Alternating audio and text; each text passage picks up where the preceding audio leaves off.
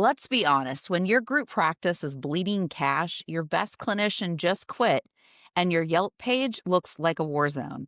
Trauma informed leadership feels like the kind of thing you'll get around to once the house stops burning down. Right now, you're just trying to make payroll, remember to feed your kids, and not cry in front of your admin. I used to hear phrases like psychological safety and culture of trust and think, cool. Will that help me when my billing department revolts and insurance companies claw back 15 grand? But here's what I've realized. Every time someone leaves, it's not just sad, it's expensive. You lose productivity, months of trust, and thousands of dollars trying to replace what just walked out the door. You spend your nights rewriting job ads, your mornings re explaining systems, and your energy reteaching someone how to use the printer, while quietly wondering if it's even worth it. Turnover doesn't just drain your bank account, it drains your belief that people can stay. And that's why the soft stuff, or the trauma informed leadership that we think is soft, is really some of the most important stuff that we can talk about. The slow repair conversations. That's not window dressing. That's fire prevention. Because it doesn't matter how slick your systems are if you're constantly rebuilding the team that runs them. Most of us didn't start practices because we dreamed of being CEOs or culture architects. We started them because we were tired of being underpaid and overworked. We wanted freedom, autonomy, and maybe a little sanity. Then we're managing 10 clinicians, a billing team, 4 interns, one of whom now prefers to go by a symbol instead of the name that she was hired under, and whose nutritionist says she can only work between 10 p.m. and 4 a.m. because she's moon-centric. And we're like, I didn't sign up for this. Culture, trust, repair. What about our trust, our safety, our emotional repair? But every fire I've ever found myself in came down to one thing, a relational rupture. Someone felt unseen, unsafe, unheard. Sometimes that was me. I wasn't leading, I was surviving. And survival mode makes terrible leaders. Which brings me to today's guest, 2 women who actually teach what it means to lead when everything's on fire. Poonam and Julianne, founders of Level Up Leaders, are LMFTs who help group practice owners build cultures rooted in trust and repair. They believe leadership isn't about perfection, it's about being human enough to come back after rupture. They help group practice owners build psychologically safe work cultures rooted in trust, repair, and real humanity. Poonam, Julianne, welcome to Off the Chair. Thank you so much for having us. Yeah. So before we dive into all it is that you guys do, which is really, really cool, and I think it's going to be a really helpful episode today, I always want to get into your origin story. I think most of us, when we train and we're going through school, we're just sort of like head down, trying to get all the things that we need, right? Hours, grades, whatever. And then you maybe put out a shingle, you start seeing some clients, you open up practice, and you kind of think that's where you're at. So is that where you guys started? Is in that sort of one-on-one client work, and then you guys met as supervisors and went from there? I'm interested in hearing that. Yeah, our journeys are actually really interestingly similar. And yet, obviously there's nuance there, but we both were clinicians in community mental health settings. And keeping in mind that we became clinicians over 15 years ago, right? And so at the time, there were very few options in terms of where we could go into work. And so we were both in different community mental health settings within our counties. And we both went from being clinicians to at some point experiencing some level of burnout and harmful experiences to both being in quality assurance positions. And then those quality assurance positions launched us into being supervisors together. And when we became supervisors, within like a couple months of each other, we became office neighbors and quickly aligned on our values and some of what we believe needed to happen for our teams and our team cultures. So some of that origin story also includes the teams we adopted and ultimately how that led us to leadership consulting. We were both the 7th supervisors for our teams within a year-long time frame, which is a very short amount of time to have a lot of different supervisors. So initially, we were just trying to build trust. We were just trying to get these teams to trust who we were as leaders and trust ourselves as leaders because we didn't necessarily have the training and the background. We jumped in thinking, this is going to be okay. But it's so much more complex and nuanced than we could have anticipated. And then over time, what ultimately happened is We were seeing that our teams were getting larger. People were asking to be on our teams. We became mentors for other leaders. We were finding that we had developed a system around cultivating work culture because not only were we working on developing relationships with our teams, but we were supporting them in developing relationships with each other, which really impacted the work that they were doing. And ultimately, that's how we jumped into leadership consulting. At some point, I think Julianne said to me, we should do this as a business. Mhm. And here we are today. Mhm. Amazing. Yeah. Amazing. So how did you create that business then? Like, how do you go from idea to execution? Mm. Through falling on our face is what I would say first and foremost. But I mean, I Correct. think Yeah. yeah, right, like, that's how it works. I think in the beginning, right, it was to Poonam's point where once we started to catch on, like, "Oh, there's something different here that's happening, that we're doing, um, how do we, like how do we actually put this in a place where we could teach it? Like, how do we actually explain what the heck we're doing, and how would we even be able to articulate that?" And so, it was kind of reverse engineering, writing down, like, what are the core practices that we do? And, of course, if each of the core practices that we typically describe in our model, most of them came through really hard situations where we ourselves were like, "Oh, I'm an awful leader. I shouldn't be doing this." Like, all the things that kind of come up in that journey, because I think that there's nothing that makes you really self-reflect or go through self-development like leadership or like business ownership. And so when we were doing our leadership journey initially, we weren't also doing business ownership. And so we were really had the capacity to maybe dive into how do we really create culture, especially with large teams. I think that's something that's unique about us is that we had the experience of having 80 plus people. And so you really have no choice but to have to face culture because if you don't, it'll become its own thing and you are still contending with all of the things that kind of go with that. And so I think it just brought us a unique perspective to be like, okay, we both have marriage and family therapy backgrounds. We see relationships from a systemic lens. How do we bring that into this system of a bunch of people trying to work to do these things? And so I think that just kind of like helped cultivate or kind of shape that perspective. And then do you primarily work with group practice owners or is it all organizations? Is it, just therapy or where are your all's ideal clients? So it's group practice owners now. When we first launched, it was with the idea of working with everyone. Whether it's private practice or nonprofit or larger organizations like hospitals, we kind of anticipated that. And over time, we just found that we enjoyed group practice world the most because we're working with truly the person who can allow for change. So when we were just working with for middle managers, it was this is beautiful, but we have limits to what we can actually implement here. But when you're actually working with the CEO, then all of a sudden now you can really partake change in a way that felt really beautiful and empowering. And it also felt like in the group practice world, there was a missing link when it came to culture building. And I think because we came from the experience of having worked with large teams, that was just something that we felt like we could uniquely offer. All of our folks know we don't do the business operational piece of the group practice world since we ourselves have not done that. So everyone understands that, like, in working with us, we are specifically to work culture and working relationships and culture building because for us, the trauma informed aspect is how do you say hard things yet maintain relationship, right? And so knowing that you have to every day go through and navigate these conversations or these aspects, how do you still do that in a way where people believe in like that process of repair? When I was talking to some of our audience about what we're going to do next, a lot of the sentiment was, can they trauma inform your staff? Which Hmm. is, kind of, it's not really a joke. Like, I think it's important to also condition new employees, clinicians that are coming in that a lot of us have been traumatized as leaders, and that's going to Yes. inform the way that we lead. We're hyper vigilant.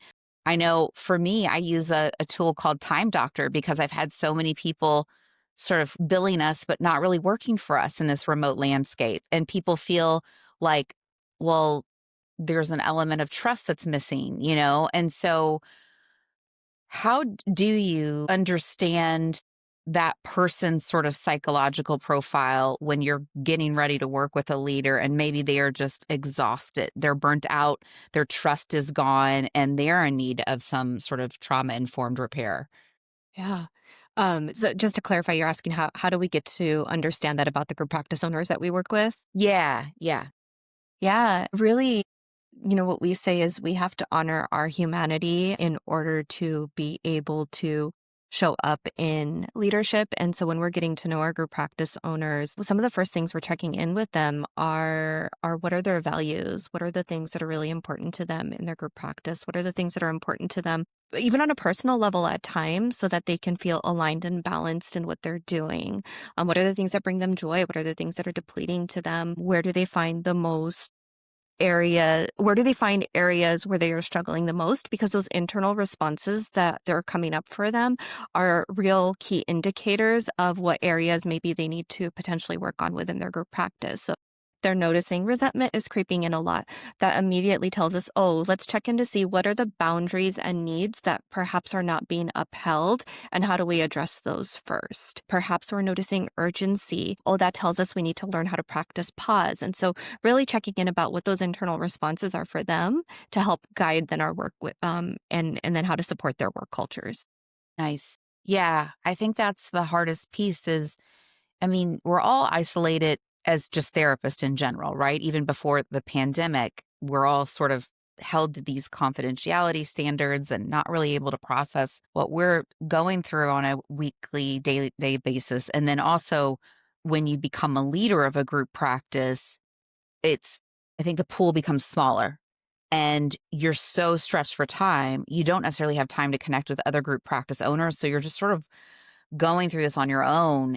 And it can be really isolating because you're constantly questioning the decisions you made. I mean, I've certainly got off of all hands calls before with 25 faces staring back at me and me going, all right, thank you guys. See you next week. And like not knowing if everybody's like, oh my God, that was such a waste of time or like what they're Mhm. thinking. Right. So, how do you get a feel for if someone is doing culture right and leading culture well and people feel supported other than they don't quit? Huh. Yeah, I think long term is when we're working with an owner and they talk about ways in which their folks are contributing to the culture without them prompting. So there's like this very clear shared responsibility. And so no one's necessarily stepping on each other's roles. There's still clear roles, but it's very much like a just examples of other people taking initiative or pouring into the culture unprompted. So I feel like that's like the long end game where you've really put in time and effort. But I think to Poonam's point, it's when you hear a leader be able to name their real experience, like even the things that they may not want to outwardly share with their folks that they're really feeling, honoring those feelings, not feeling like that they're a bad leader because they're human and they're having feelings to things, right? You don't realize how vulnerable it is to be in leadership until you're actually in it. And you're like, wow, not only is this way harder than I anticipated, I didn't think I would feel so vulnerable and feel like I was having to. I always talk about like the way humility would always find me. Like as soon as I felt like I had gotten it, it's like I caught a wave and felt like I had figured things out. Humility always finds me. And there's like a huge wave that like takes me out. And so I think in the process of allowing for your humanness and giving yourself compassion in that way, you're able to then move forward in action in a way that, like to Poonam's point, honors values. And so I think when we hear people name their hard feelings but don't beat themselves up or try to not be human, I think that's like the best way I can explain it. And so when we hear that language of I allowed myself to feel it. I named it. I leaned into my supports and then I took values aligned action. Okay, so you're really contributing to that culture process and you're Mhm. starting to even name for your folks what you're needing from them, not just in the sense of expectations of tasks, but also expectations of how we share space and how we show up together. And so Mhm. knowing that those things are just as important, like we always like to say, like the cultural aspect or having interfacing values is the way we like to name it. So it's not the outward facing, like, here's how we show up with clients, but here's how we show up together. Here are the things that are primarily drive us when we come into space because everyone stacks their values a little bit differently. But how are we in agreement with the values we really want to center when we're in shared space together? Is it candor? Is it curiosity? Is it like, what are those things and how do we regularly name them? So when they're not in the room and they're not present, we can also hold expectation or accountability around that as well. When I think about what I've done in the past to try to build culture, I mean, it's laughable, but it's like rolling in on 2 wheels on December 23rd and trying to get a quick online game show together for everyone to do a holiday party, Huh? and, we're gonna send a blind gift, and, "Oh my god, thank you guys so much for your help this year," that's the extent of culture building that I have done, and so I guess what I would wanna know is, what does that look like on a day-to-day basis? If you're a Mhm. leader and you care about something and you know something's important, you obviously automate it. We do that with our partners, Mhm. we automate date nights, things like that. How do we automate culture cultivation on a day-to-day basis? I think it starts before we ever even onboard somebody. It starts in the interview process. So once we've gotten very clear internally about what those work culture norms are, what those values are, it's about figuring out how we're going to integrate them into those processes, right? So how does this show up in your interview questions? If curiosity is important to you as a work culture, how does that shape what interview questions you're asking to assess for whether or not the candidate is a good fit and can honor that value? Mhm. And then, we carry that forward into onboarding. I remember doing onboarding with my teams, and literally I had like 4 pillars of our culture that they would train on. And it was a 2-hour training that everybody went through during week 1. And we talked very thoroughly about what those pillars were, how they showed up, and how that impacted team communication and team dynamics and relationships. And then we go into our weekly supervisions or our quarterly reviews. And those are actually listed on our supervision notes, right? How are we doing with communication this week? What is that looking like? What are some areas that there was some struggles with team communication? What are some areas that maybe collaboration didn't work? And what are some wins? And what are some ways collaboration did work? So now it shows up and it becomes a part of your regular conversation just as much as the clinical consultations do. Mm. We've worked with a couple practices where they've been able to integrate some core values onto their performance evaluation. So when they're going through and they're talking about how a person's doing, we're not just talking about the metrics and we're not just talking about the data, but we're also talking about how are they showing up in those work culture norms? And Mm. so it gets integrated in that way. Some of the other things that I know we would do is monthly or quarterly, depending on what was showing up in terms of trends. We would take those things and intentionally turn them into team building activities. So perhaps we know that use collaboration just because that one is really important for me, but we would then do a team building activity that was designed around collaboration. And then we could use that to talk about collaboration. It became a reference point. Sometimes we do something really fun and playful. Humor was really important on my teams as well. And so perhaps when we played with Jenga blocks and we would talk about the towers and the collaboration that came with that, we would refer back to the Jenga blocks and say, "Oh, do you Mhm. remember that activity?" Right? And now this becomes a living, breathing part of your culture because you're bringing that in regularly and intentionally. Mm. Julian, what would you add? I know that we've done so Mhm. much more. Mhm. Yeah, no, I think it's finding the ways to incorporate it in the day to day, right? So it's not feeling like that pressure to have to do like that end of year kind of like celebration or feeling like you have to make amends for everything that's happened just like in one moment. But it's like, what are the daily things that are just reinforcing culture? And so I think it's you mentioned at the beginning of the intro, like being an architect of your culture, right? And so I think when you're really clear about what are our walls in our culture actually holding up, and the more we can reinforce it and name whether or not it's in the room with us or not, that helps us actually know if we're co-creating culture or if you're just looking to me. And so one of the things we like to say is when you are a group practice owner or any type of facilitator of a team, you're not a subscription service. So it's not about them just looking to you to fulfill all the like needs and asks and stuff. It very much is a like we are in shared space together, which means we're all contributing to what this looks like. And so how do we really figure out how to do this together so it doesn't just actually rest on me? Because I think that's like a common thing that we experienced before we learned the hard way, but also with group practice owners is the how much the owner will take on for themselves to have to do. Sometimes it feels easier, right, to say, I'll just do it, I'll just figure it out, or this hard conversation will feel more taxing. I would rather just do it. And when you're in Mhm. exhaustion, that 100% makes sense. We've both done that. It's not, again, like we're human. we led through periods of exhaustion where maybe didn't feel like we were showing up as our best selves, right? And I think that's one of the reasons why we emphasize the like, you are part of the culture. So if Mhm. your needs are not getting met and you don't have ways to support, or if you're just leading through the isolation, it can get very confusing on like what's up, what's down, what's sideways, because you can't necessarily look to your team to give you clarity on whether or not culture is good or not, because sometimes if you continue to look for them as the North Star, you will continue to get like a million different iterations on how things should be, quotes, should be different, right? And so I Mhm. think when I first started in my leadership, I was like, oh, if my teams are happy, that means I'm doing a good job. And I Right. had to learn the hard way that that was actually not true. But I had to do that through depletion and exhaustion until all of a sudden I realized, like, oh, actually, no, it's when we're very clear on what our core values are and we're all upholding those, not perfectly, but we're working to uphold those. That's actually the true compass or the true north of what this actually means and how we can actually do this together. But I do Mhm. feel like there's just like a process that has to happen where we have to realize leadership skill building, and we don't just either have it or don't have it. Yeah.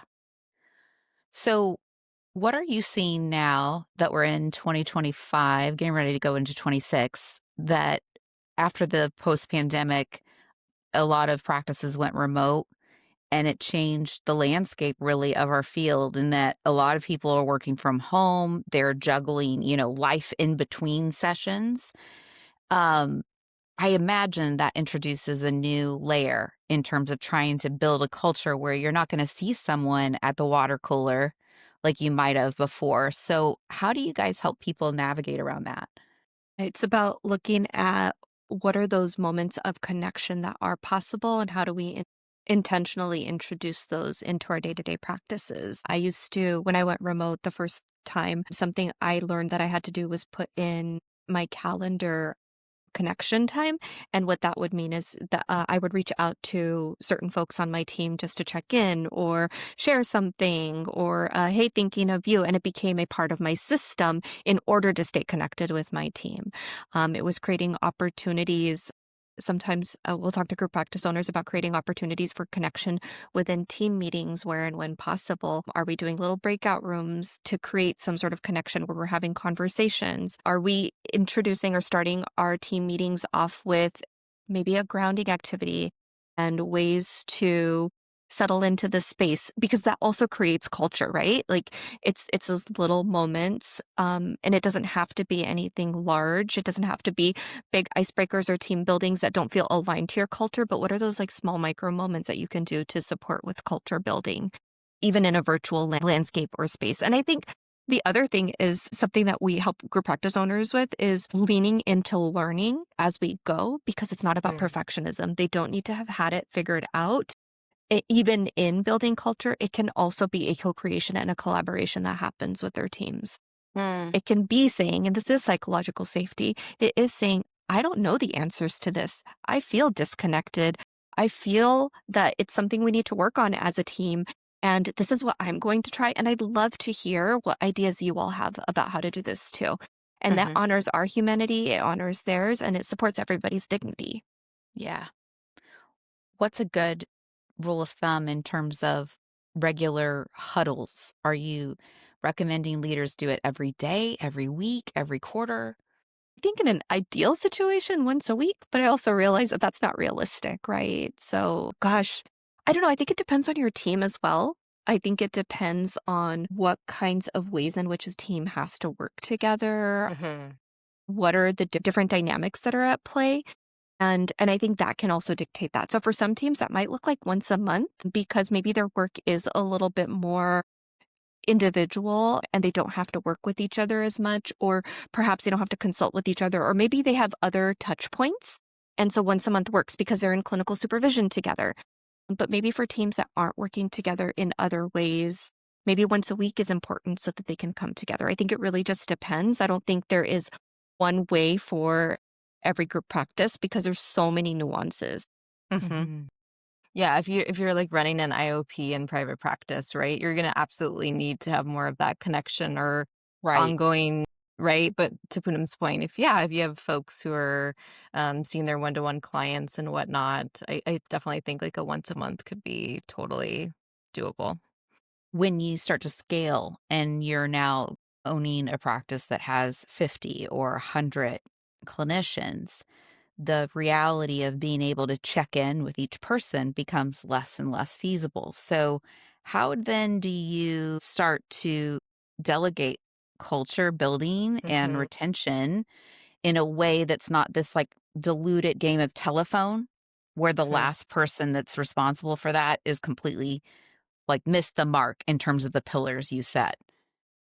So I imagine in this scenario, there's a leadership team on board in some capacity. I know for everyone this looks different. This could be clinical supervisors. This could be like managers. Every group practice really is different when it comes to the bones of like how they set up their leadership structure. The reality then is, if we go back to this idea of having these shared values and shared culture and be able to actually have language to it, they're aware of what it is that they're reinforcing, but they need to do it in their own way, right? They're putting their own essence into it. And so when Poonam and I both were in leadership over large teams, something that we would both speak and Poonam, I'm going to actually tag you in, but something we would say is that how the other person was still in the room with us even if the other person wasn't there, right? So if I'm referring to something that I want to really honor that comes from Poonam, I'm gonna just name her. Like Poonam's very much in the room, or this really comes from uh, how Poonam shared this, or things that we're reinforcing, and so it's having it be shared language across those who are in your leadership team in order to reinforce again those same principles. And Hmm. so if I'm in a position where I'm actually overseeing 50 folks, I might be spending my time with my leadership team, but I'm not necessarily going to be spending that time with everyone because, to your point, that's literally impossible. And Right. definitely experienced that, right? The larger my teams got, the more I was like, oh, the more I don't actually know your family's names, the more I'm Right. not going to know what, you know what I mean? And there's just no way to force that intimacy or even try to pretend that can be your full-time job. You're doing other things, but you can Hmm. still be present in the room in other ways. And I kind of want to tag Poonam in because I feel like I love the way you talk about this. Yeah, I wish I could remember exactly what you're thinking and you're referring to. But if I think back to my experience, what this looked like is if I needed to introduce or if we wanted to introduce a new concept or even engage in some sort of a team building that we wanted everybody to experience, it's me meeting with the leadership team and then engaging in dialogue with the leadership team about how they're going to now introduce this to their team. So, what are the things that are going to be consistent so everybody sort of gets the same messaging and has as similar of an experience as possible with the nuances of each team having their own little culture as well, which happens right in pods of people. And then in that, I think it's figuring out how we're infusing our own essence. I will share that it has been really hard for me to even do interviews now Hmm. because I think there's just a level of burnout from being a clinician for over 20 years and giving my all in every single session. And there is no like stethoscope that I can just hang up at the end of the day. Like it is my whole self. And while you come up with tools to be able to make sure that it's empathy and not sympathy and that you're regulating yourself, my battery gets really low to be able that talking with people, I'm like all in with them. There's no Hmm. me doing other things, and it takes a lot of mental energy, and so even the interview feels like an investment for me. I'm looking the person in the eyes, they're trying to figure out if they can trust me, I'm trying to figure out if can I trust them? Can they do what it is that they're saying that they're doing? Hmm. In a lot of interviews, I've been through so many now, I mean, people can say whatever you wanna hear, whatever they think you Yep. wanna hear. They can say that they know how to do all these things, but really, some of it, I found myself just saying, "We're gonna start a trial, and I'm gonna give you a 10-hour cap, and I'm gonna see how you do these things." And some Hmm. people can't even get through the, "I gotta log into Google Workspace," right? End of Hmm. interview. I can't Hmm. I can't help you understand tech, right? So, I find it hard to invest in people, I think because I've been burned so many times Hmm. as a remote leader.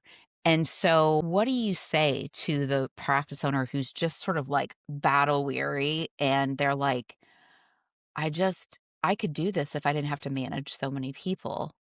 How do Hmm. you get that energy back to, because that becomes the cycle, right? Like you're not investing, and so then you're getting, it's like trash in, trash out. You're not Mhm. investing, so you're not gonna get good relationships or loyalty. So how do you break that cycle? I think that also depends. For some practice owners, some of what we talk about is implementing sustainability practices. Right when we're at that burnout stage, it's because our nervous systems have become entirely dysregulated. We are, yeah, like you said, exhausted, right? You're mentally Mhm. tapped. And so, are there sustainability practices that need to be implemented that have not yet been implemented in order for us to be able to show up? In other cases, we're talking about delegation. We're talking about perhaps creating partnerships with other people within the practice to support with the interview process or delegating altogether, depending if you're a larger practice and you've got a leadership team. Maybe as the owner, you're not doing the interviews because the leadership team member, the clinical director, the clinical supervisor is really responsible for this team member and they can perhaps do the interview. Maybe you've done co-interviews together and so now they know what they're looking for. But I think it also depends on everyone's capacity. And something Mhm. I used to say to my clinical leaders during the interview process is everyone is going to present really differently. You have to ask yourself whether you have the capacity to train the thing that that person needs. So, Mhm. do you have the capacity to do the people training or do you have the capacity to do the tech training? And if not, that might be something else to also look at. If we're talking about delegation to somebody else, maybe it's actually saying to somebody, hey, when we go into this interview process, can you look out for these things while I look out for these things? And now we've sort of separated some of that out and we're not having to carry it all on our own. And again, everybody is going to look a little bit different. It just really depends on the makeup of the practice and um, I think the level of your burnout. Mhm. Yeah. Mhm. How do you keep people accountable to KPIs and, what they were hired there for and their output?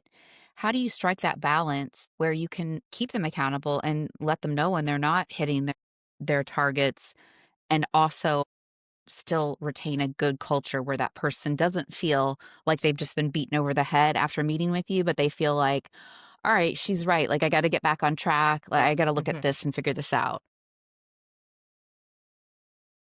And Julianne, you're looking at me because we talk so much about compassionate accountability. Mhm.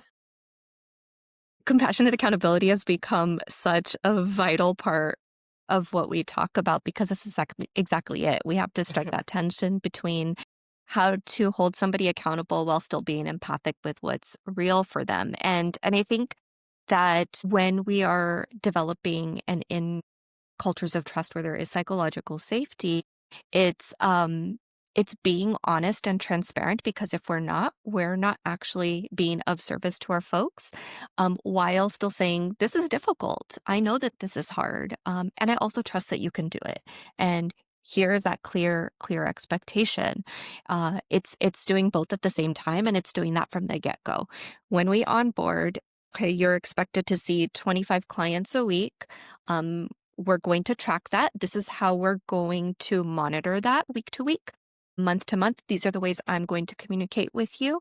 And let's talk about what feedback looks like for you and me. This is how I like to give feedback. And also, I'm willing to adapt. Let's learn together. Let's talk about what your previous experiences with authority have been and with feedback loops. And let's see if we can do this in a way that works for you. It doesn't mean we're changing the expectation, but perhaps we might adjust a little bit on how we communicate about it. If the expectation is difficult for you to meet, let's talk about on how we can co-collaborate on a system that will work for you. Maybe the way I think about this and your schedule works for you, but maybe it doesn't. Tell me about what are your systems and what do you need to implement here and how can we create something for you to meet this expectation. It's about working together and not about thinking that you also as group practice owner or clinical leader are responsible for their output, if you will. Mhm. They are just as responsible. Yeah.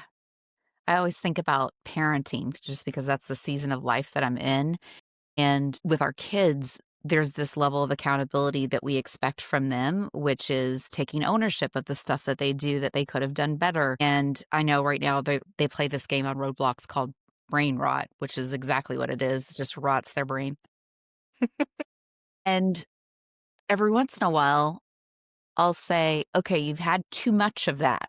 There's Mm. too much because you're forgetting, you're impulsive, angry, you're irritable. These are all the things we know. You've got dopamine burnout right now, and we've got to take a break. And there's a level of compassion that I have of like, I care about you, and that's why I'm doing this. I'm not punishing you, but I ultimately want the best thing for you. And I know that this is going to help with that.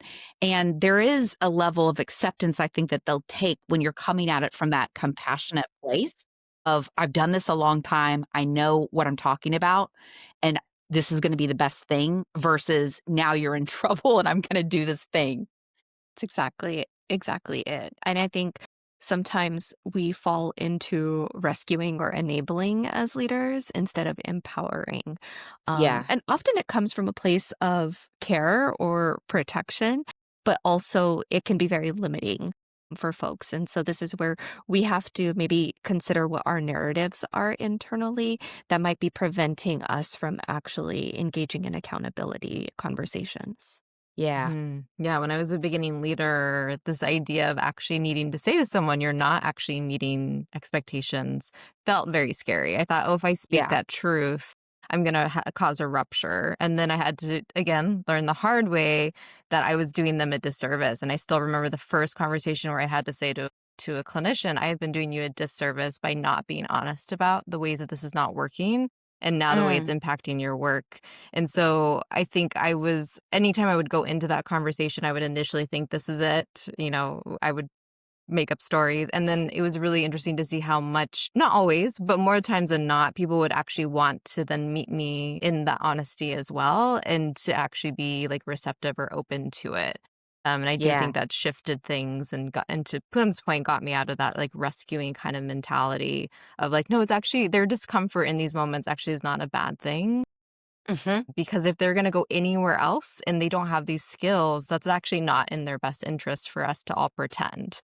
And Hmm. so let's just be really honest about what's happening and like how these different skills can really elevate you no matter if you stay here or if you go somewhere else or you're on your own. These are like really important skill sets that we have to like really refine and have conversations around. And it's okay that they're not being done perfectly because I am also not showing up in space perfectly either. And so Hmm. let's be human together and like figure this out. Yeah. Something we hear group practice owners say, actually, Julianne, I think you've said this before, and I think it's just clicking right now. But something that we hear so many people say is, but how do I go back and now hold people accountable if I haven't held them accountable for 2 years? Or how Hmm. do I now go back and do this conversation when I haven't had this conversation yet? And I think it's exactly to what you said earlier, which is I've done you a disservice by not, or I've been doing it this way for this long and it's served us and worked up until now and it's no longer working. So now we need to revisit. But just because a group practice owner or a clinical leader has not had the conversations yet or has not engaged in these practices doesn't mean they can't start either. Hmm. No, no, please. I just think it's helpful when you're transparent with the numbers. I'm very transparent. I'm like, this is not sustainable. We cannot do this and keep our business open if we continue to do this. And so then it's not about them or anything that we're doing wrong. It's just as a business, these numbers only work out if it goes this way. Yeah, we would always be like, how do we keep the lights on and how do we talk about what the numbers have to look like in order to do that? And like, let's be honest about that. And like, let's have you tap into the way you're contributing and you're part of this process and part of this creation. And, Yeah. and then I think again, it shifts the leader from feeling like they have to own all the parts or they have to convince their folks to do good work. One of my favorite questions to ask someone when they're currently not meeting expectations is like, what's your system to meet this expectation? And I love to ask that because then I'm able to hear if they actually have a system or if they're actually like, actually, maybe I can't speak or name to what that process is. And now we're not collaborating about the expectation itself. We're collaborating on how we can actually get you to that expectation. And now I Hmm. can, in my position, know what kind of conditions I need to create or adjust in order to support you rather than you just feeling like you're in it on your own. So I can't do it Yeah. for you, but we can definitely shift things or get creative here. Um, and I feel like curiosity or creativity, if I really truly think of all my biggest burnout moments when I could bring more creativity into the process. So whether that was with a problem that I felt stuck in or just feeling really depleted. Creativity was a thing that really revitalized me. And so really trying to figure out where can I bring more of that in so that spark can actually feel alive again and not feeling that Mhm. like dead inside feeling and just exhaustion and Mm. depletion feeling that I think can absolutely be a part of the leadership experience that I don't know that people anticipate going into it, that that would actually be something you would feel. Yeah. It feels so dry some of the time, you're looking at KPIs and P&Ls and it's just numbers and it's like, and you hear yourself repeating the same things and you're just like, how did I even get here? Mhm.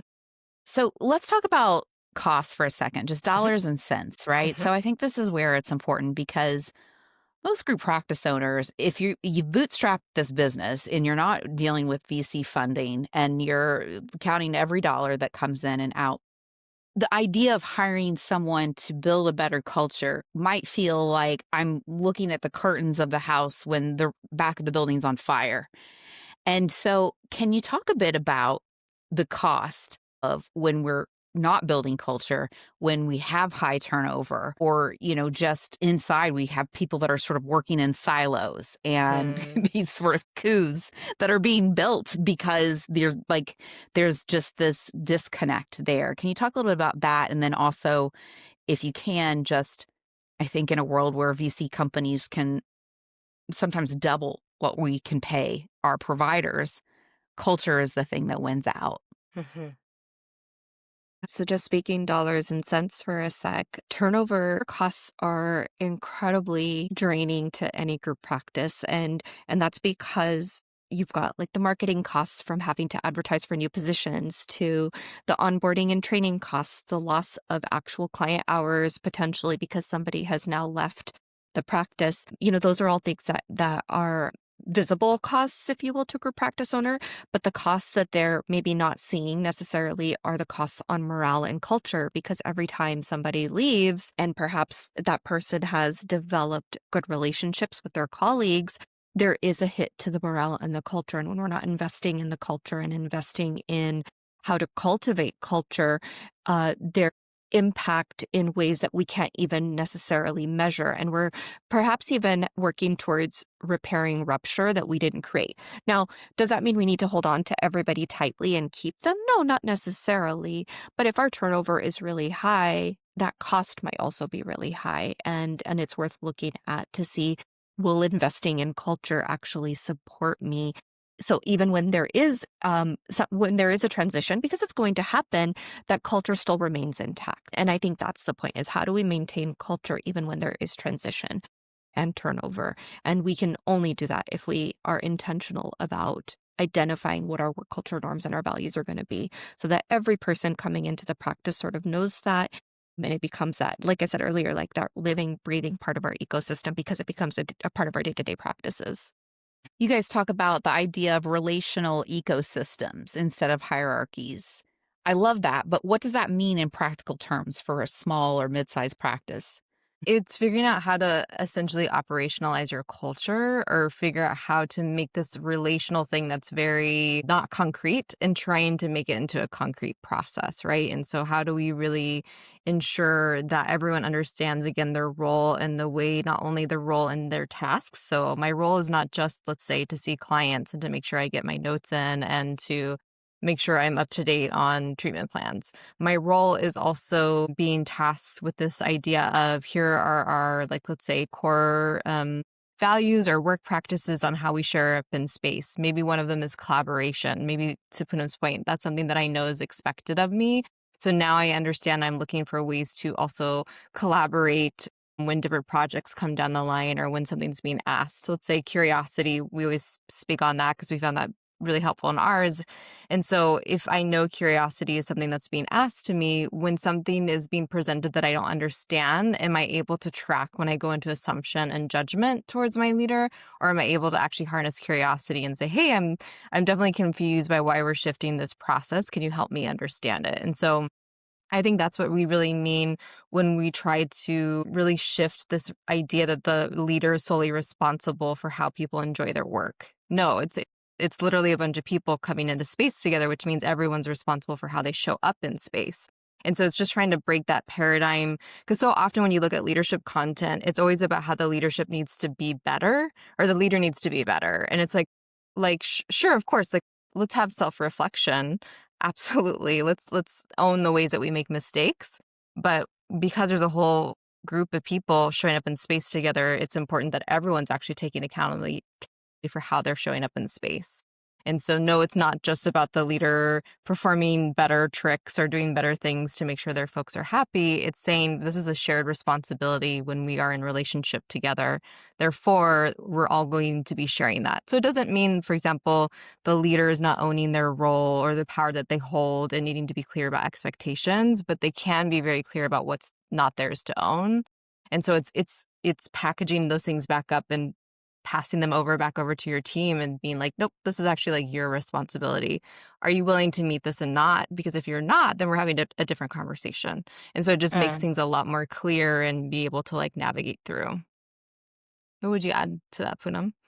Was actually thinking about like a personal story and a parallel, if you will. I'm a marching band mom, and I chaperone marching band events. And yeah, the marching band that my kiddo's on is almost 250 kids. It's a lot of kids, yeah. And I was thinking about the way our chaperone director is. She's the leader, but we've got 20 parents coming in who are supporting these kids on their competition days, and we have to come together as a group of people. And although we have our jobs and our roles, the first thing she said to us is, I need you all to extend generosity to each other and give benefit of the doubt and not take anything personal, because this is high intensity environment, and so we all have jobs, and just don't take anything personal, and just be kind to each other, right? And so it was so beautiful that she said that, because these environments are intense. The kids are a mess. They're struggling, but we're also running around trying to make sure they have water bottles and trying to make sure they're in their uniforms and making sure that their pants aren't sagging and making sure they have the right shoes on and making sure no one's missing their gloves or their gauntlets or, whatever else is happening.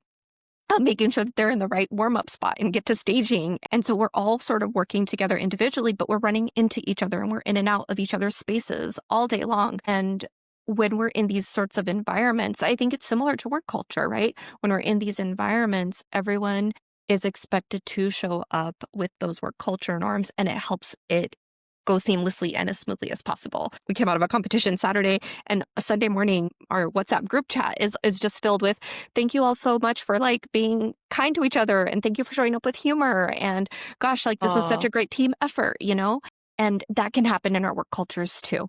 If we set the right conditions and ask people very clearly for what we need from them and how to show up in their communication with each other, that can also be alive in our relational ecosystems.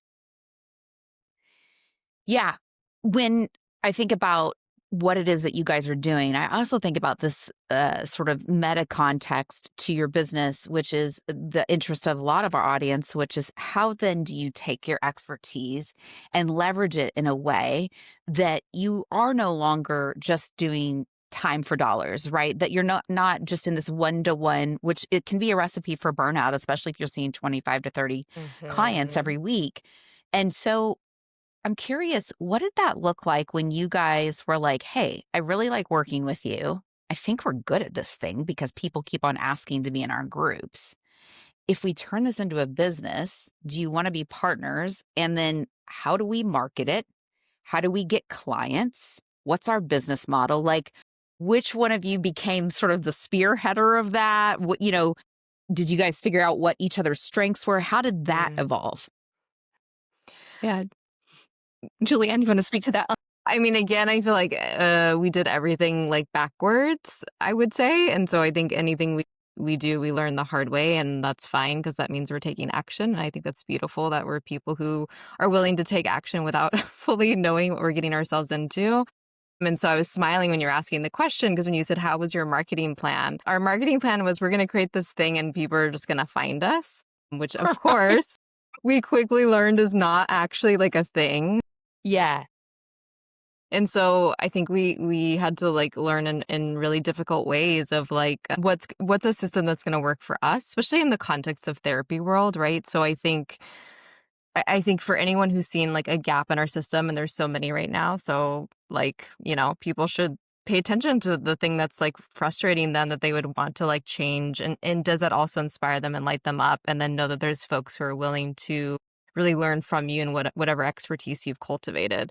And I think also know though that a lot of the business world practices don't necessarily translate to therapy world. And I don't mean with clients, I mean like with other therapists. I find that some of the marketing things are just not going to translate the same. You're talking to a community that's emotionally intelligent and that's tapped in, is looking for authenticity. And so I think a lot of the things that we found in the business world, we just knew were not going to fly with other business owners who are therapists. And so I think we really had to figure out like, what's our way of doing this that feels like true to us, that still allows us to align within our values and to show up and to share ways that we want to shift paradigms or to speak to things that are hard or are difficult or not maybe as concrete. And so I guess I would say to folks like, move, take action, because you're not going to know what you don't know until you realize you don't know it, and then know that there are supports. And so we did a lot of DIY startup business processes, which again, I respect our boldness in trying to navigate that. And I would say, like, don't not tap into people who are doing it that you appreciate. When you find someone that you align with, like, absolutely invest in yourself and don't try to DIY everything. Don't try to put yourself in a siloed position. Do try to find other people who think like you, who are doing other entrepreneurial things. Because if you stay too isolated and you're not around other people who are doing what you're doing, it is going to get very confusing. You are going to think you're the problem. And I think that's why like other people in relationships who are values aligned that way are really, really helpful. Yeah. In terms of us Well, you working guys together. have just reframed leadership in a way that actually feels possible and not just like add more self care, but show up messy and repair well. So I love the message. I love how easily accessible it feels. If people want to get more of your all's work, where can they find you?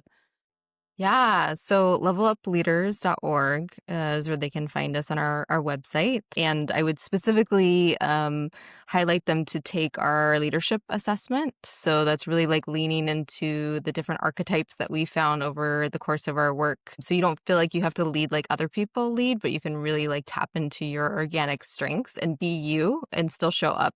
Again, messy and human, but really also own the parts that you know you do well. And so that would be the Hmm. first place that I would encourage folks to find us and to learn a little bit about like, yeah, how we think, how we work, and ways to kind of like refill and feel more sustainable in this process. Nice. Well, thank you both for coming on and just for sharing. It was really, really helpful and eye opening of like where we can go when we're feeling burned out as leaders and alone. Thank you Thank you. so very much Yeah. for having us. Mhm. Yeah, it was Yeah. lovely.